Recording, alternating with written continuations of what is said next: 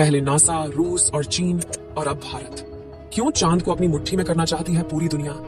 और क्या है चंद्रमा से जुड़े वो डार्क सीक्रेट्स जो स्पेस एजेंसियां हमसे छुपा रही हैं? जानेंगे धरती से चांद तक के इस रोमांचक सफर के बारे में।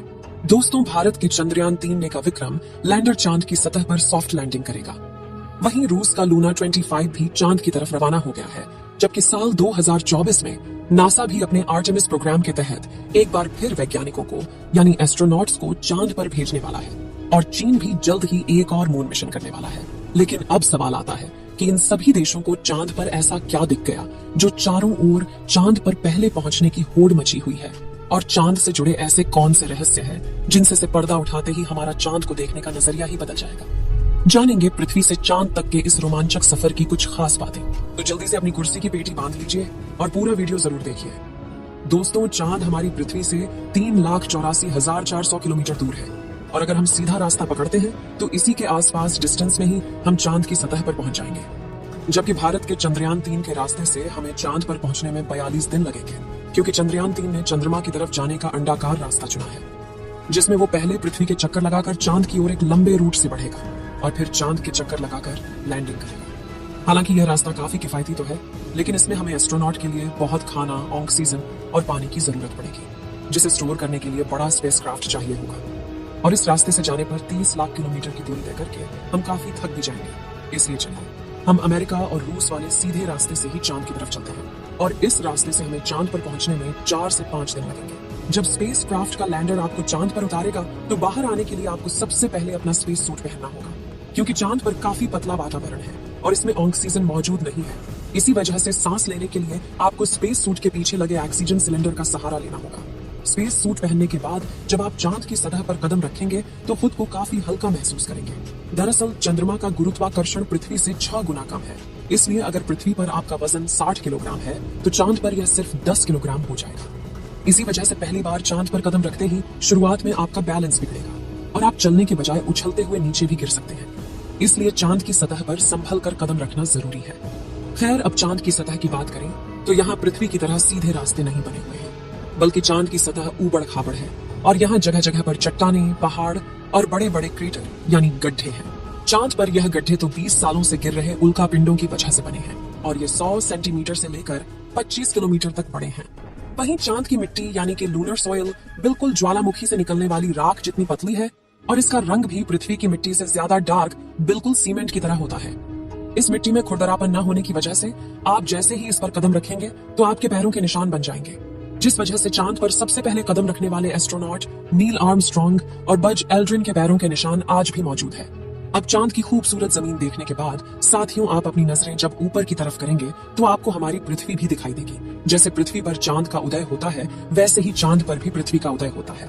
बस फर्क इतना है कि पृथ्वी से देखने पर चांद काफी छोटा लगता है और चांद से देखने पर पृथ्वी बहुत बड़ी दिखाई देती है। और यहाँ से धरती की खूबसूरती देखकर आप खुश हो जाओगे। अब अगर आप चांद के उत्तरी ध्रुव पर लैंड करोगे तो आपको अपने आसपास भूतकाल में फैले हुए स्पेस मिशन के स्पेसक्राफ्ट और सैटेलाइट के टुकड़ों के साथ प्लास्टिक बैग में भरा हुआ कूड़ा भी दिखेगा। ये कूड़ा नासा के उन 12 एस्ट्रोनॉट्स ने फेंका है जो चांद पर जा पाए। दरअसल इन बैग्स में इनका मलमूत्र और खाने के रैपर्स और बिस्किट है। वहीं अगर आप चांद के दक्षिणी ध्रुव पर उस जगह उतरते हैं जहां 4 साल पहले चंद्रयान 2 क्रैश लैंड होकर गिरा था, तो वो आज भी आपको उतनी बुरी कंडीशन नहीं मिलेगा, क्योंकि क्रॉस लैंड होने के बाद न तो वह बारिश और न ही तूफानी बवंडर से रूबरू हुआ है। इसलिए अगर आप उसे अपने स्पेस क्राफ्ट में फिट करके पृथ्वी पर वापस ले आए तो उसे ठीक करके वापस भेजा जा सकता है। दोस्तों, आप यह तो जानते ही होंगे कि स्पेस के सभी ऑब्जेक्ट्स पर अचानक उल्का पिंडों की बारिश हो जाती है। यह तो अच्छा है कि पृथ्वी की मैग्नेटिक फील्ड इन उल्का पिंडों को या तो साइड में धकेल देती है या फिर ग्रेविटी और एटमॉस्फेयर इसे धरती तक पहुंचने के पहले ही जलाकर राख कर देते हैं। लेकिन चांद की मैग्नेटिक फील्ड पृथ्वी के मुकाबले काफी कमजोर है। इसकी ग्रेविटी भी कम है और यहाँ घना वातावरण भी मौजूद नहीं है।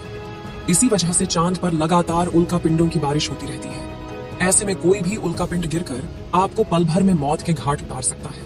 इसलिए आपको उल्का पिंडों पर नजर लगाए बैठे कमांड सेंटर के वैज्ञानिकों से लगातार संपर्क बनाए रखना होगा। अब अगर आप सोच रहे हैं कि आप अपने किसी दोस्त या फिर लाइफ पार्टनर को चांद पर साथ लेकर जाकर गप्पे लड़ाते हुए अपने मून मिशन पर काम करें, तो आपको बता दें कि ऐसा मुमकिन नहीं है, क्योंकि चांद पर वातावरण न होने की वजह से साउंड वेव चल नहीं पाते। यानी कि अगर आप अपने साथी को कुछ बोलेंगे तो वह आपके होंठ हिलते हुए तो देखेगा, लेकिन आपकी आवाज नहीं सुन पाएगा। इतना ही नहीं, चांद पर आपको अपनी आवाज तक नहीं सुनाई देगी, मानो जैसे मोबाइल की तरह किसी ने आपको भी साइलेंट मोड पर डाल दिया है। हालांकि एस्ट्रोनॉट चांद पर एक दृश्य स्पेस सूट पहनते हैं जिसमें साउंड पुश करवाने के लिए नाइट्रोजन और ऑक्सीजन की मदद से कृत्रिम वायुमंडल बनाया जाता है। साथ ही इन्हें एक माइक्रोफोन वाली हेडफोन पहनाई जाती है जिसके जरिए यह अपने साथी और कमांड सेंटर की आवाज सुन सके और जवाब भी दे सके। अब दोस्तों, चांद पर अपने काम को पूरा करके जब आप सोने जाएंगे तो सुबह आपको सूरज की रोशनी नींद से नहीं जगाएगी, क्योंकि चांद को अपनी धुरी पर घूमने में 28 दिन लगते हैं, जिस वजह से चंद्रमा पर एक दिन 14 दिन का होता है और 14 दिन की रात होती है। यानी कि वहां का एक दिन पृथ्वी के 28 दिन के बराबर होता है। हम चांद का सिर्फ एक हिस्सा आज तक देख पाए हैं, और अगर आप चांद के पिछले हिस्से के अंधेरे वाले इलाके पर पहुंच गए तो आपके साथ काफी खौफनाक चीजें हो सकती हैं। बता दें कि चांद पर कई सालों से सोच कर रहे कुछ वैज्ञानिकों का यह भी कहना है कि भूतकाल में वहां कोई एलियन सभ्यता बसी थी। चंद्रयान 1 ने चांद की सतह पर वाटर आइस और हाइड्रोप्लस के रूप में पानी की खोज की है, जो इंसानों के जीवन के लिए काफी जरूरी है। इसके अलावा अंतरिक्ष में चांद ही पृथ्वी के सबसे करीब है, इसलिए भविष्य में वहां जाकर बसना हमारे लिए काफी किफायती साबित होगा। वहीं यहाँ पर हम एक और स्टेशन भी बना सकते हैं। इन्हीं कारणों की वजह से सभी स्पेस एजेंसी चांद में सबसे ज्यादा दिलचस्पी दिखाती है। तो दोस्तों, अगर भविष्य में मौका मिले तो क्या आप चांद पर जाकर बसना चाहेंगे? अपनी राय कमेंट में जरूर बताएं। आज के लिए इतना ही। आपकी आखिरी जिम्मेदारी इस वीडियो को लाइक करके शेयर करने की है। इसे ज्यादा से ज्यादा मित्रों तक शेयर करें ताकि उन्हें भी जानकारी